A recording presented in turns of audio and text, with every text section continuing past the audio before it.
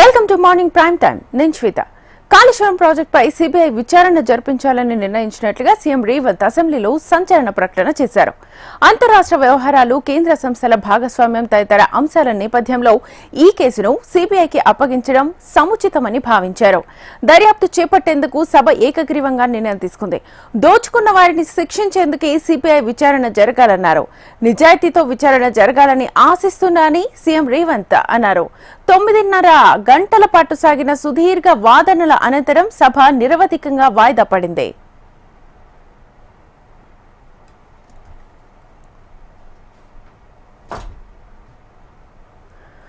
కాళేశ్వరం ప్రాజెక్టుపై సిబిఐ విచారణ జరిపించాలని నిర్ణయించినట్లుగా సీఎం రేవంత్ అసెంబ్లీలో సంచలన ప్రకటన చేశారు. ఇదే అంశానికి సంబంధించి ఫుల్ డీటెయిల్స్ మా ప్రతినిధి అశోక్ అడిగి తెలుసుకుందాం. అశోక్, శ్వేత, మనం తెలంగాణ ప్రభుత్వం సంచలన నిర్ణయం తీసుకుంది. నిన్నంతా కూడా అసెంబ్లీ నడిచింది. అసెంబ్లీ కాళేశ్వరం ప్రాజెక్టు సంబంధించిన కీలకమైన ఇవాళ తెల్లవారుజామున 2 గంటల ప్రాంతంలో సీఎం రేవంత్ రెడ్డి మాట్లాడుతూ ఏదైతే కాళేశ్వరం ప్రాజెక్టు సంబంధించిన అంశం పైన సిబిఐ జాతీయ దర్యాప్తు సంస్థ సిబిఐ చేత విచారణ జరపాలని చెప్పేసి ఆయన కోరడం జరిగింది. దీనికి సంబంధించి సభ ఏకగ్రీవంగా ఆమోదం తెలిపినట్టుగా తెలపాలని చెప్పేసి కూడా సీఎం రేవంత్ రెడ్డి కోరారు. ఈ నేపథ్యంలో మనం చూస్తున్నాం, కాళేశ్వరం ప్రాజెక్టు సంబంధించి ప్రభుత్వం జస్టిస్ పిసి ఘోష్ కమిషన్ నియమించింది.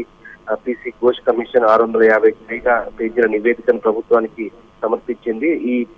ఈ రిపోర్ట్ లో ఏదైతే అంతరాష్ట్ర వ్యవహారాలు కావచ్చు, కేంద్ర సంస్థలకు సంబంధించి ఎన్డీఎస్ఏ అలాగే వ్యాప్కో లాంటి సంస్థలు ఇచ్చినటువంటి రిపోర్ట్లు ఎలా ఉన్నాయి, ఆ ప్రాజెక్టు సంబంధించినటువంటి నష్టం ఏ విధంగా ఉంది, నిర్మాణ లోపాలు, నాణ్యత లోపాలు, జరిగినటువంటి ఆర్థిక అవకతవకలు, ఇవన్నిటితో కూడినటువంటి అంశాలను కూడా కమిటీ రిపోర్ట్ ఇచ్చింది. ఈ రిపోర్ట్ ఆధారంగా నిన్నంతా కూడా నిన్నతో పాటు మన తెల్లవారుజాము వరకు కూడా అసెంబ్లీలో సుదీర్ఘమైనటువంటి చర్చ జరిగింది. సీఎం రేవంత్ దీనిపైన సుదీర్ఘంగా అసలు ప్రాజెక్టు సంబంధించినటువంటి తుమ్మిడిగట్ట నుంచి మోడీగట్ట వరకు ఏదైతే రూపకల్పన 1 లక్ష కోట్ల రూపాయల దోపిడీ జరిగింది. దీని వెనుక చర్చ వల్ల రాష్ట్ర ప్రభుత్వానికి వడ్డీల రూపంలో కట్టాల్సిన పరిస్థితి ఏర్పడింది. ఆర్థిక పరిస్థితి పూర్తిగా చేజారిపోవడానికి గత ప్రభుత్వమే కారణం చెప్పింది.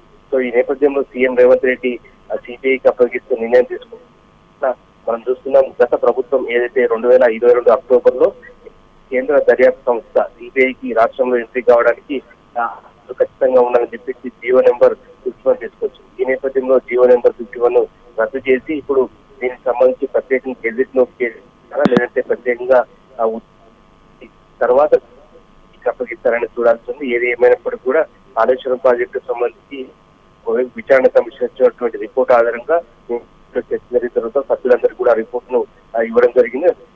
ప్రస్తుతం సీఎం రేవంత్ రెడ్డి స్వయంగా కేంద్ర దర్యాప్తు సంస్థ సిబిఐకి అప్పగించినప్పుడు రాజకీయంగా కూడా దీని తర్వాత ఏ పరిణామాలు కావచ్చు, అరెస్ట్ పరిస్థితి కూడా మనకు కనిపిస్తుంది. Right Ashok, thank you.